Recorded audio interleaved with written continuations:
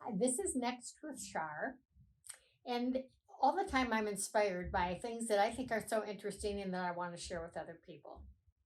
So the other day I was having lunch with my good friend Sue, who I met in the industry. We did projects together. She was in commercial real estate. We do art for commercial real estate projects. And she had just participated in a panel discussion at Cornet all about the different generations in the workplace, their expectations, how things are different, what do they bring to the table.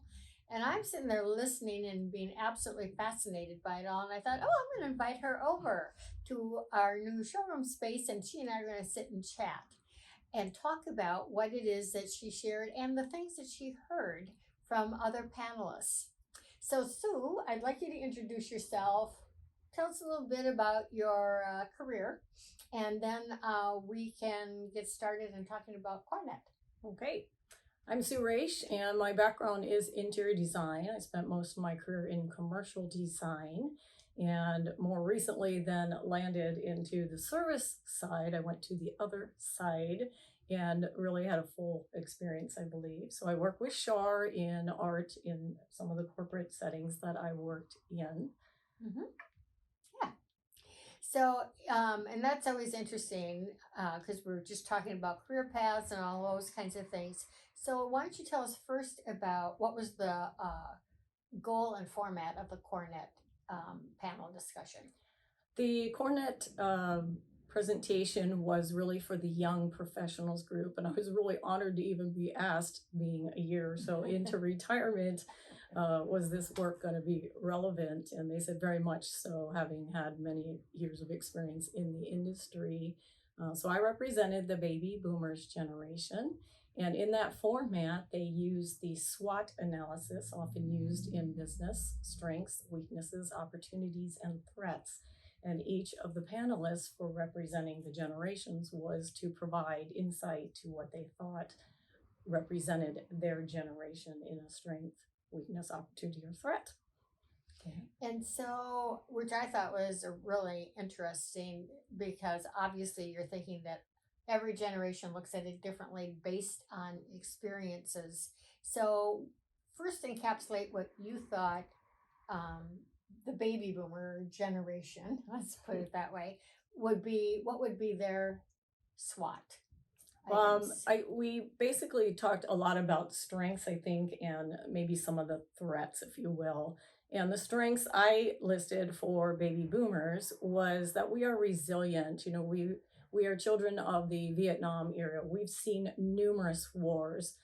We've seen numerous pandemics. I noted that as a child, I actually took my polio vaccine on a sugar cube, and I watched a young man's eyes really pop open. Like, that was very eye-opening to him.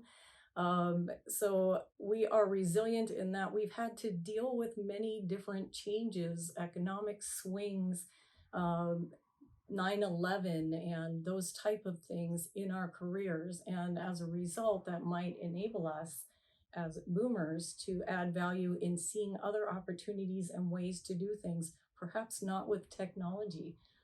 We joked about how we as boomers know how to have a conversation, not send a text instead. One of the gentlemen on the panel also said he actually was upset about a young man in his office who was only 7 feet away and sent him a text. And he walked over and told him, "This will stop. You will get up and have a conversation with me." So we joked about being able to write a business letter and a proper thank you note, and that everything did not evolve around technology in our day. I had to learn CAD, drafting, and computer skills on the job. It didn't exist when I went to school. And I always joke that when the lights go out and the power's down, I could still draw by hand. There are some advantages to have learned everything without technology, right, so you can actually make them work. It's interesting because here's, I think that the dilemma is, and that was a perfect example of the young man 7 feet away texting. And right, hi. Did you find that the differences in technology came up as a big difference between the different generations in the workplace? I think it's something that, as boomers, we learned to do on the job, where our kids grew up just even playing video games and things, it was natural Yeah. to them, and certainly a big part of life today. One of the younger men mentioned that he was hoping it was okay to take his toddler to a doctor's appointment and that he would be okay, allowed to make up that work later at night, where in my generation, you were kind of done at 5 o'clock. So technology enables that flexibility that I think a younger generation seeks today. hmm one of the things that was really interesting about, we did a series of interviews with people in commercial real estate and said, what are people looking for? And I talked to this one gentleman who owns properties in Eden Prairie. And at the time where nobody, I still think going back to work downtown is still a crapshoot in the sky in terms of when it's going to really happen, but he's been really busy. And he said that one of the things that he found, speaking to the gentleman who wants to take the daughter to the doctor appointment, is that people want to be close to where they work. They don't want to commute in and not be able to do those very things. So it's just really interesting. Like you said, if it couldn't be done at work, it just didn't get done. And now it's like work can go with you wherever you are. So, how does that younger generation get that balance? Because, I mean, I have kids too who go, you know what? I have to almost keep a clock because otherwise someone assumes that I will answer anything at any time. Yeah, I think that is probably a threat to a younger generation where the expectation of work can be 24/7. And I think that's a skill set they're going to have to learn to manage that. It's great to have the tools to be have the flexibility, but at the same time, creating that family balance and that time for themselves and not always saying yes. There are times in learning how to say maybe no, is a skill you learn no matter what generation you are. That's always a hard one, no matter what. So, one of the things that you had just mentioned that I thought was really interesting is if you could talk about career paths and how you look at that in your experience versus younger people coming up. Right. So the line I've heard before is that in my generation, and it's very true, I might have had 3 jobs or 5 jobs within the same career path.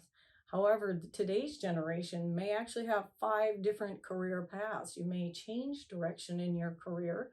And an example I can think of in 2008, when there were numerous layoffs, I was affected by that. And one of the people in the group that we were working on what might we do next in our resume building and helping literally gave up their old job and became a dog sitter, opened up like doggy daycare was kind of the trend. It totally went to their passion and their hobby instead of staying in the same career path. And I think that world is more open to people looking at those kinds of things, particularly now with COVID. What might they do next? Yeah, so I know so many people who have changed jobs during this time, and I'm going, really? You did what? And it's just so fascinating to see the total reevaluation of work, time, place. What is it that I really want to have happen? In ways that I don't think when we were growing up, it's like, no, you're worried about where the next job is, and it's going to be a stepping stone to wherever you're going to go next. One of the things that you also talked about is the importance of compensation and all of that. Right. So that's a fun story. When I was interviewing during that period of time, it was always me and a younger candidate for all of these opportunities. And the recruiter in one situation said to me, well, we're afraid that you're going to leave when the higher paying jobs came back. And I actually said to him, you're making decisions about me that are really mine. And I said, what makes you think that the younger person you're going to hire isn't going to also potentially leave because they're growing their career, having families. They want additional income, maybe to save for those children for school, buy a big house. And I just said, you know what? I have a really nice house.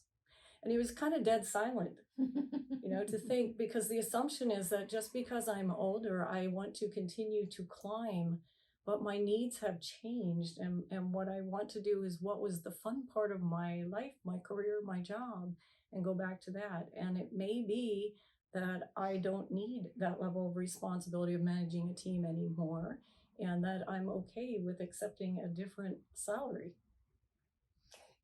And that's so true. It's like our needs change. This wasn't probably part of this discussion, but I remember when you were looking for this position that you had gotten at A&M, and I'd like you to talk about the tenacity that it took to keep searching for a job when you have all those other things going on. Maybe it is not the job you want, or maybe it's in a different field than you want. And how do you explain and talk to people and actually convince them that you're the right candidate? I mean, what does that take to make those things happen? Because as people change jobs, they want to go into doggy daycare or whatever it is that they want, which is actually probably a very smart thing.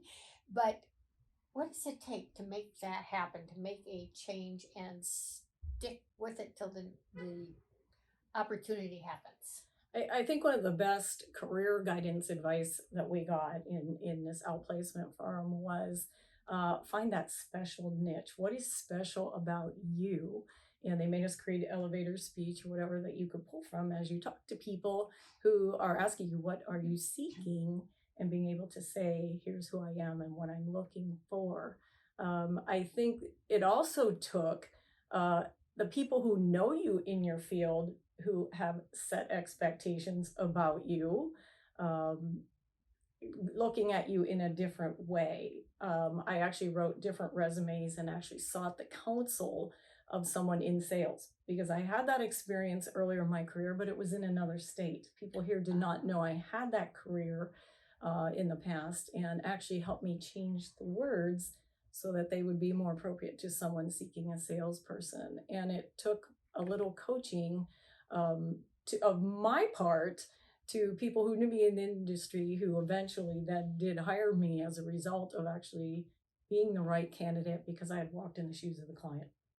Wow. So you got coaching, even though you've had all this work experience, but then all of a sudden you go, if I'm going to do this, tell me what I need to say, what's important Right. here.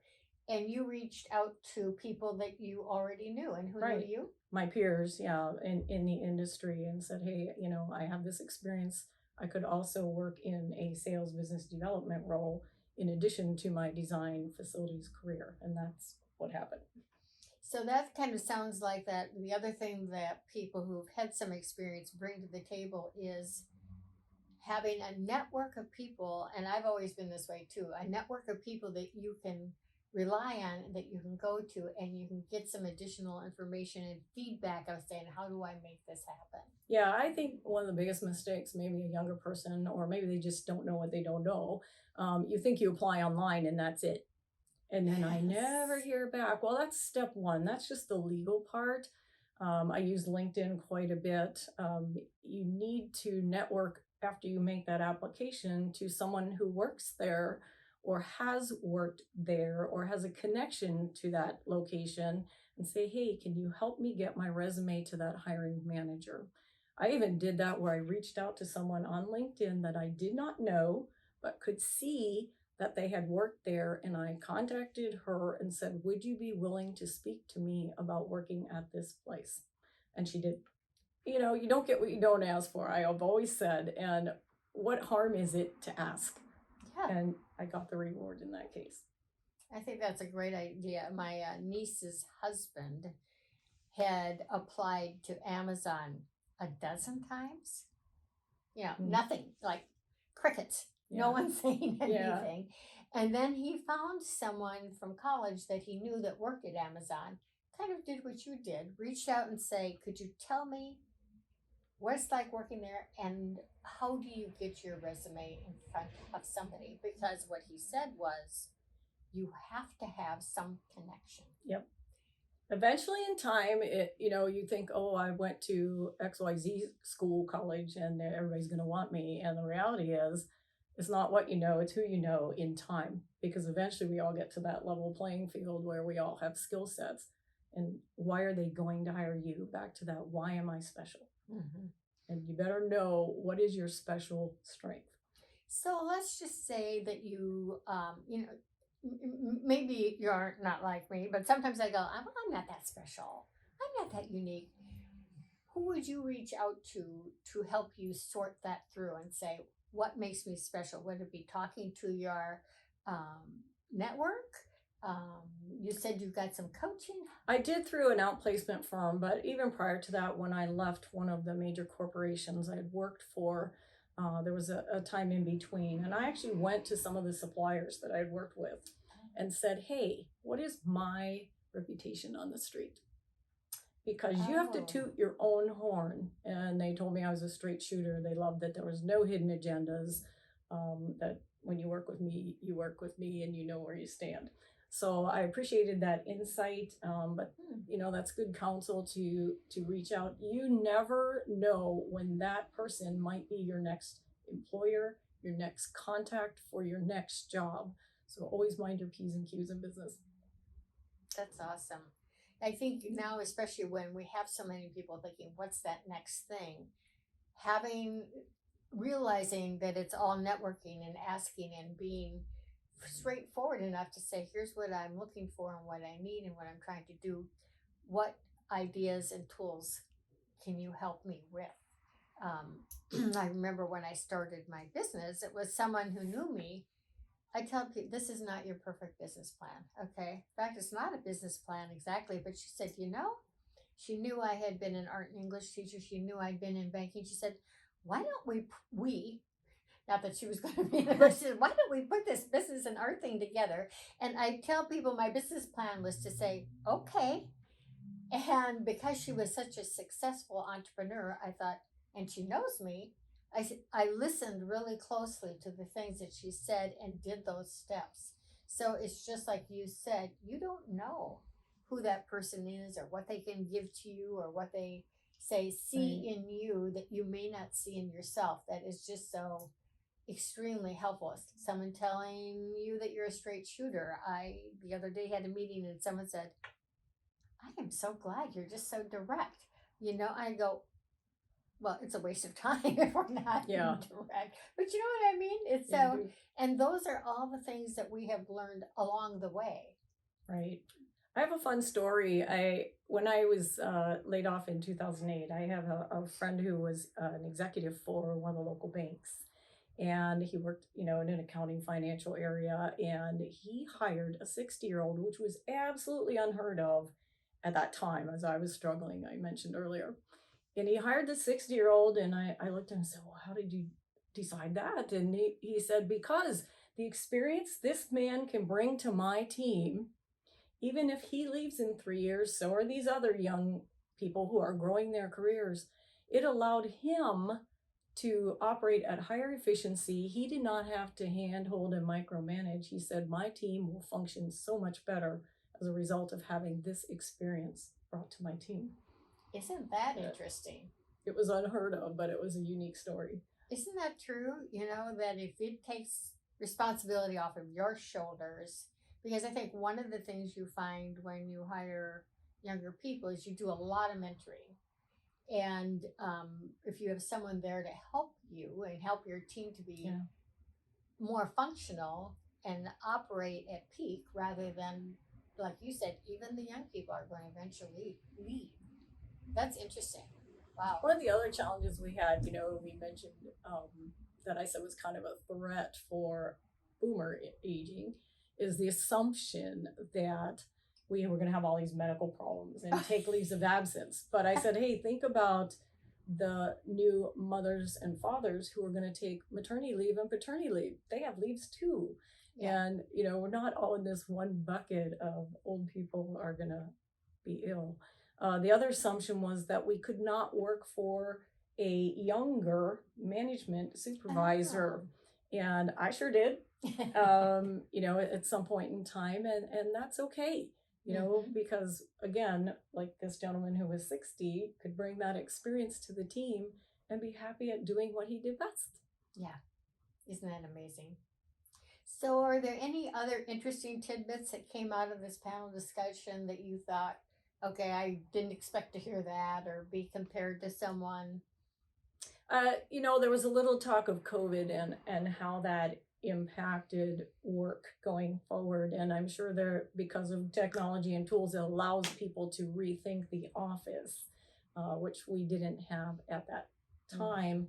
But those of us who were boomers in the room commented that, we're all getting vaccinated. This is just another pandemic of this generation, not to downplay it and its seriousness. But many of these epidemics, like maybe SARS and bird flu, you saw overseas. Oh, And when right. there's something that comes to the United States, whether it's a 9/11 or here's COVID, that, we'll live through this, we'll get through this. But I think our generation has a bigger picture sometimes, my perception on I'm doing this, getting my vaccine for a bigger cause. We're jumping in to help clean up 9/11, and unions kind of dissolved and just came in to help. And we just see it as a bigger cause, an attack on the United States. And so everybody rallies, and not the fear of what is happening to my body. It's like we take a leap of faith. We kind of trust that the experts are doing the best they can to help remove this situation and help us move forward. Well, and that we've seen it, Right. we've experienced Right. it. This is not new for us. It's new perhaps in the United States, but so is polio. Yes, yes, exactly. So any other tidbits or insights that you'd like to share before we sign off? I think I've shared most of my stories at this point for you. It was great. I mean, I remember us sitting there at lunch and I'm going, this is so interesting. We have to, talk about this even more, just because there's so many assumptions. Yeah. As you go through different stages in your career, and it's not only how to dispel them, but how to overcome them or how to deal with them. That's, I think, the biggest thing. I think walking out of there was a lot of conversation in the parking lot, and the younger generation saying, gosh, this was great. And I would really love if we did it again with a deeper dive. So we'll see if that happens. Yeah, which I think is great. I mean, you don't know what you don't know. And then when you hear it, you go, oh, I need to know more. Or it helps trigger a different viewpoint or rethinking. My assumption was maybe not right. Well, and then the fact that everybody is going to have a career path. Boy, it might be different, but to hear how somebody has dealt with it throughout their career, it isn't, for me, it's always like, I may not do it exactly like you, but I will always get a hint from talking to someone that'll give me a little insight of how to do something maybe a little differently. Or open your eyes to the idea that there are more than one way to do something. Yes, exactly. Well, thank you for coming in and doing this. This is Thanks for really the invite. interesting. I go, oh, wow, I even learned more than I did over lunch. This is awesome. I love it. So this is Next with Char. And if you have any questions, you always have our information. And we'd be glad to even give you Sue's information if you have a question that would be directed to her. Thank you, Char. Thank you.